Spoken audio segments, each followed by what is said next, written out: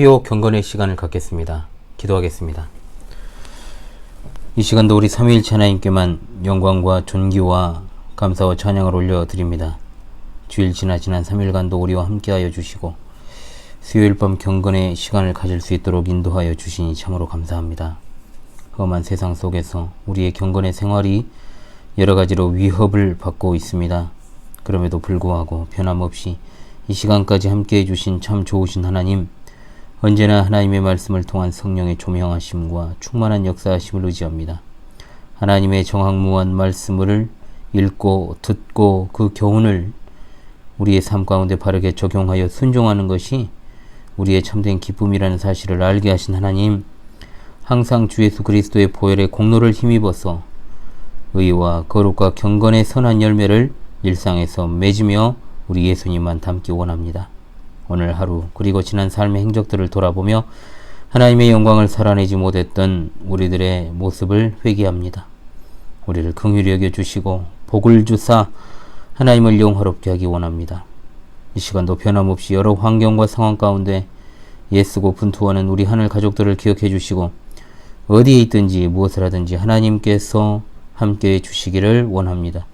오늘도 변함없이 하나님의 정확무한 말씀인 룻기를 통한 하나님의 뜻을 알기 원하오니 진리의 성령께서 조명하사 우리의 심령을 비춰주심으로 전하는 자와 듣는 자 모두가 말씀에 담긴 하나님의 뜻을 잘 알고 순종하게 도와주시옵소서. 우리 주 예수 그리스도의 이름으로 기도합니다. 아멘. 찬송가 80장, 통일 찬송가 101장입니다. 전지에 있는 이름 중 귀하고 높은 이름, 주 나시기 전 지으신 구주의 이름 예수. 주 앞에 내가 엎드려 그 이름 찬송함은 내 귀에 들린 말씀 중 귀하신 이름 예수. 주 십자가에 달릴 때 명패에 쓰인 대로 저 유대인의 왕이요 곧 우리 왕이시라. 주 앞에 내가 엎드려 그 이름 찬송함은 내 귀에 들린 말씀 중 귀하신 이름 예수. 지금도 살아 계셔서 언제나 하시는 일, 나 같은 죄인 부르사 참 소망 주시도다. 주 앞에 내가 엎드려 그 이름 찬송함은 내 귀에 들린 말씀 중 귀하신 이름 예수. 주 예수께서 영원히 어제나 오늘이나 그 이름으로 우리에게 참 복을 내리신다. 주 앞에 내가 엎드려 그 이름 찬송함은 내 귀에 들린 말씀 중 귀하신 이름 예수. 아멘.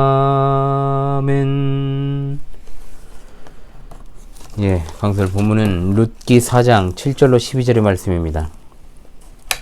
룻기 4장 7절로 12절의 말씀을 제가 낭독하도록 하겠습니다.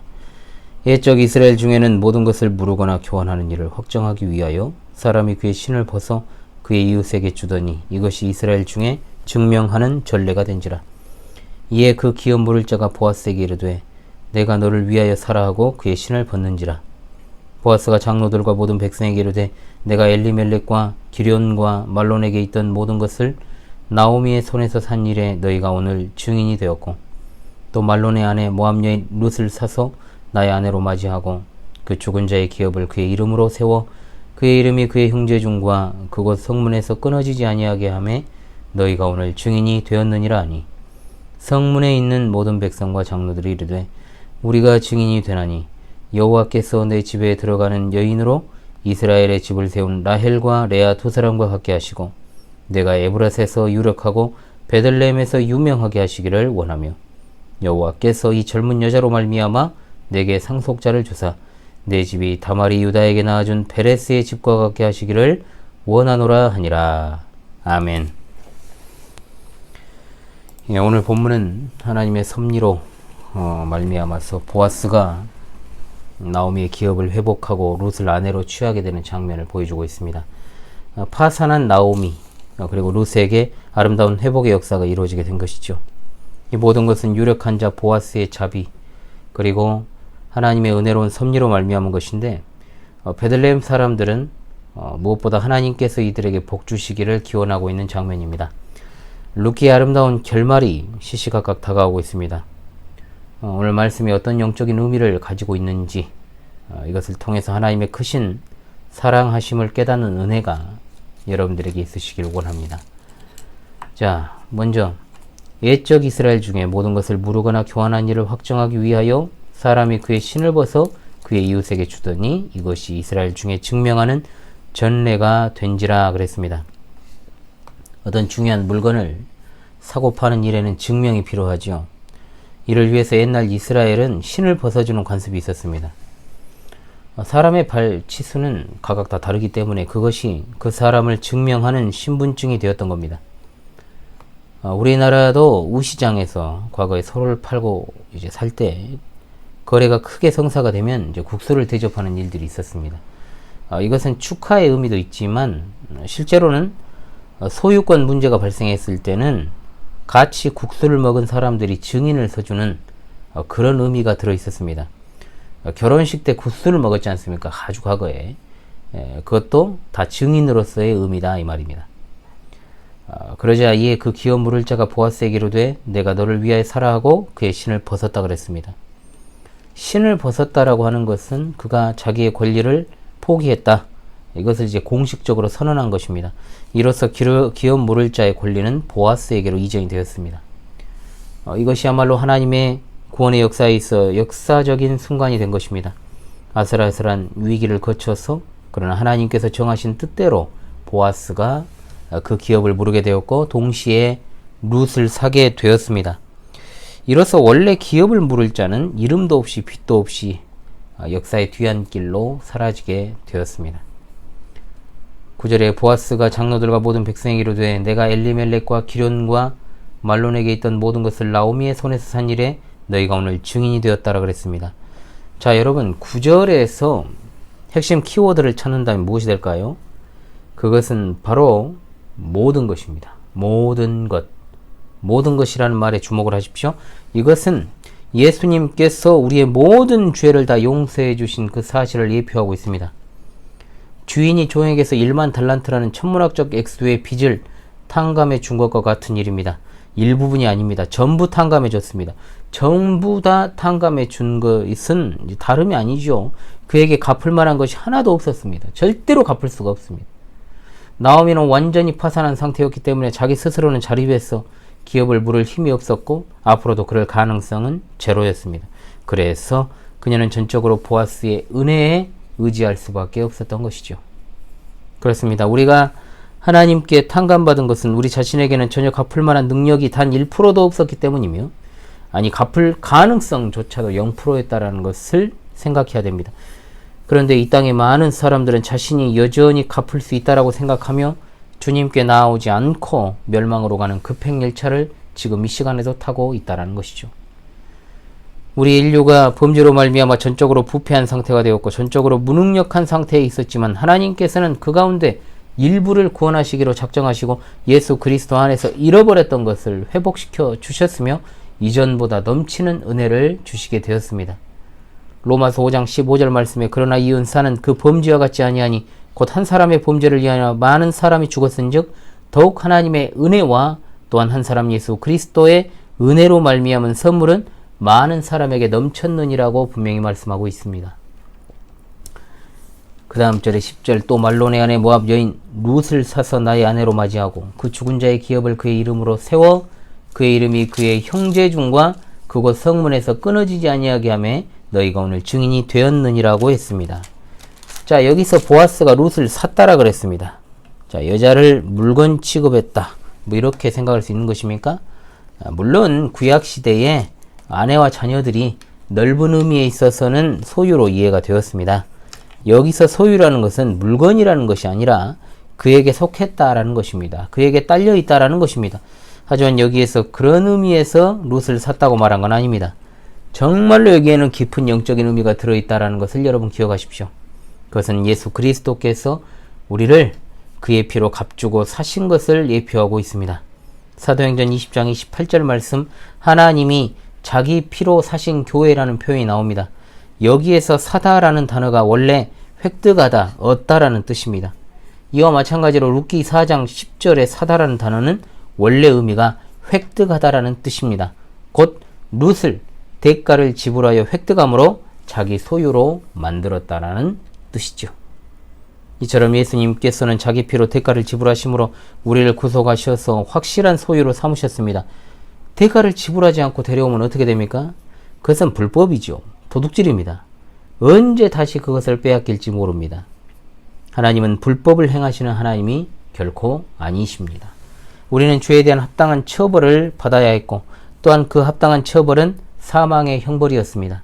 우리 인간은 그 죄책이 너무 무겁고 그 형벌이 너무나도 과중하여서 감당할 수 없었지만 영원부터 하나님이신 그리스도께서 사람의 몸을 입고 우리가 담당해야 했을 그 감당해야 될 죄의 짐을 대신 지고 십자가에서 죽으셨으니 그것이 바로 자기 피를 대가로 지불하신 것의 의미입니다. 그의 피의 대가를 성부께 지불하신 이 사실을 마치 예수님께서 사탄에게 그 값을 주고 사온 것처럼 말하는 작자들이 있는데 이것은 이단 사상이죠. 일명 사탄 배상설이라고 불리는 이단입니다. 사탄은 하나님의 피조물에 불과한데 어떻게 하나님과 사탄이 흥정할 수 있겠습니까? 예수님께서는 실로 하나님의 공의로우심을 만족하게 하신 하나님과 사람 사이의 유일한 중보자이심을 우리는 믿습니다. 아멘. 그리고 여기 나의 아내로 맞이하고라고 했습니다. 이것이 바로 보아스가 룻을 확실하게 자기의 소유로 삼았다라는 것을 뜻합니다. 이스라엘 백성들과 하나님과의 관계를 혼인관계로 보여주신 것처럼 이 사실은 신약시대 우리를 그리스도의 신부로 삼아주셨다라는 것을 정확하게 예표합니다. 그 죽은 자의 기업을 그의 이름으로 세워 그의 이름이 그의 형제중과 그곳 성문에서 끊어지지 아니하게 하매 너희가 오늘 증인이 되었느니라. 자, 이 말은 분명 잃어버린 기업을 회복함과 동시에 그 기업을 상속한 아들을 얻음으로 그 이름이 회복되도록 하는 것을 뜻합니다. 천국은 예비되었지만 그것을 상속할 자가 없었습니다. 이제 우리는 그리스도 안에서 유업을 이을 자가 된 것입니다. 이것이 어떻게 가능하게 되겠습니까? 전적인 그리스도의 은혜로 말미암아 가능하게 된 것입니다. 여기 룻의 경우는 능력 있는 자 보아스, 까닭 모를 정말 은혜를 베푸는 보아스를 통해서 구원의 역사가 이루어졌습니다. 그리고 이 은혜의 수혜자는 이방 여인 룻이었습니다. 비천한 이방 여인, 파산한 젊은 과부 룻을 통해 기업의 회복은 이루어진 것입니다.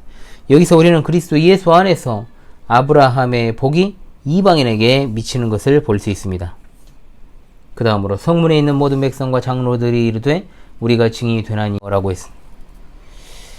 자, 모든 백성과 장로들이 이 일의 증인이 되었다라고 했습니다. 하나님의 구원 역사는 비밀리에 이루어지는 것이 아니라 많은 사람들 앞에서 공개적으로 이루어졌습니다. 이와 마찬가지로 예수 그리스도께서는 갑자기 은밀하게 오신 것이 아니라 많은 세월 동안 율법과 선지자들의 증거를 통해서 오셨습니다. 여호와께서 내 집에 들어가는 여인으로 이스라엘 집을 세운 라헬과 레아 두 사람과 같게 하고 내가 에브라스에서 유력하고 베들레헴에서 유명하게 하시기를 원하며라고 했습니다.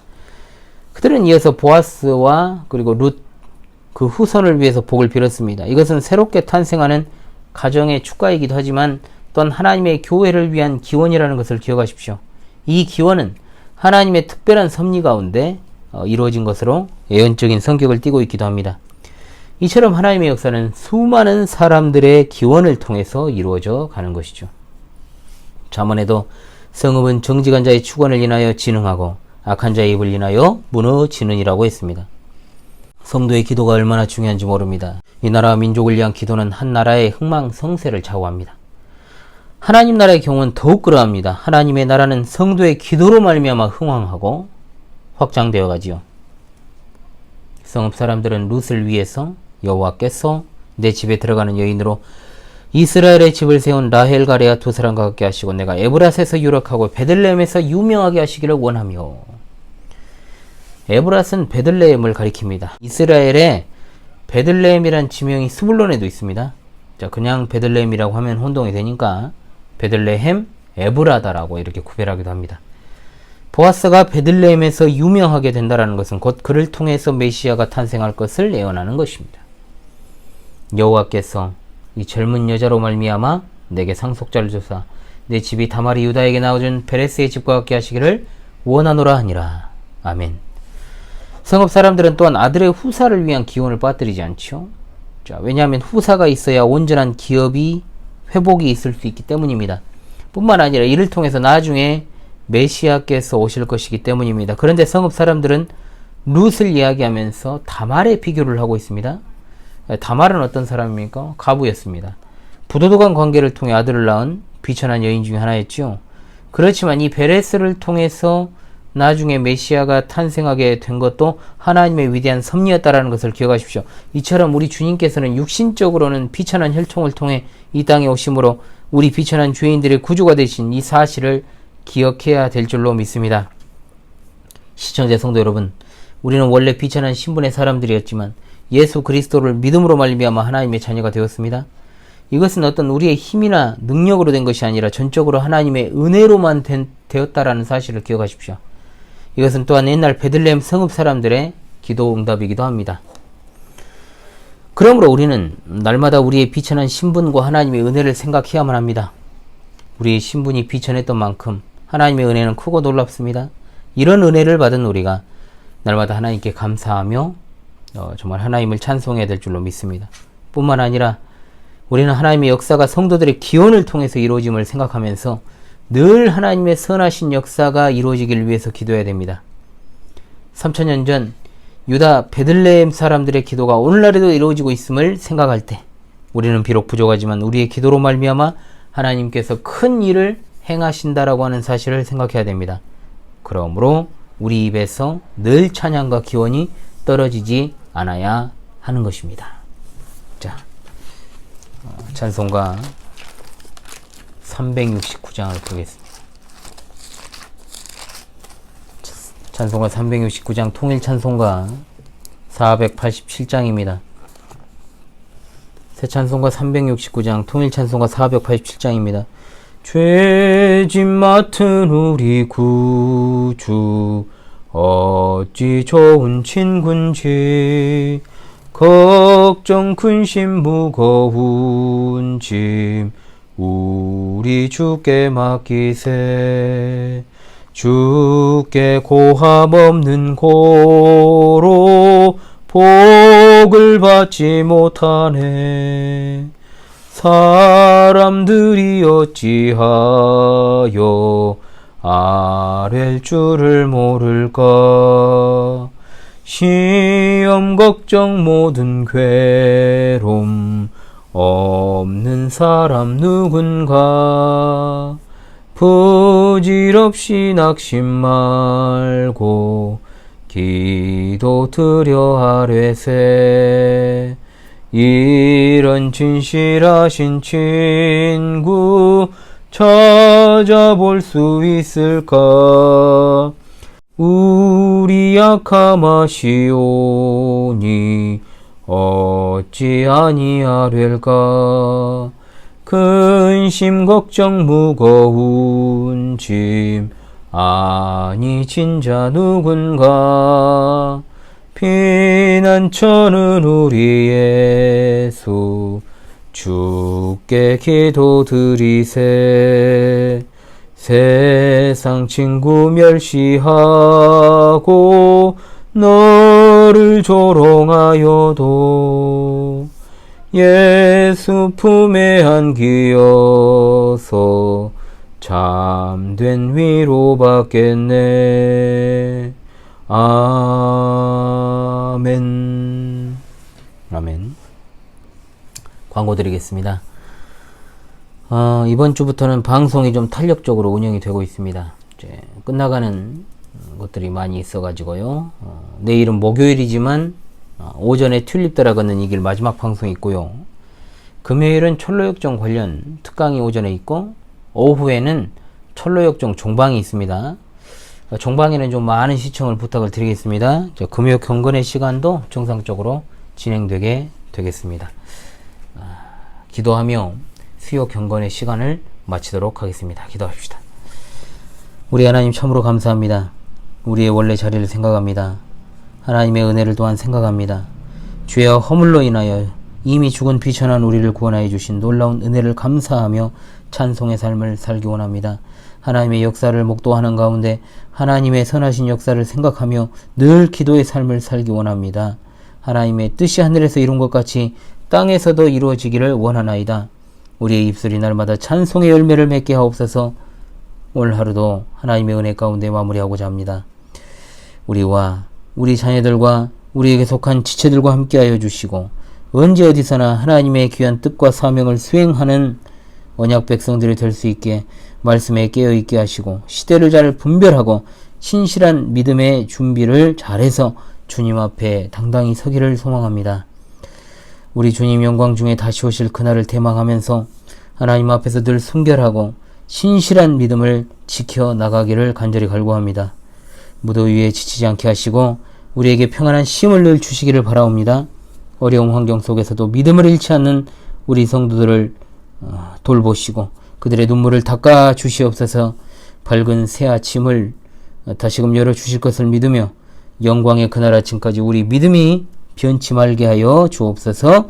우리 주 예수 그리스도의 이름으로 기도하옵나이다. 아멘.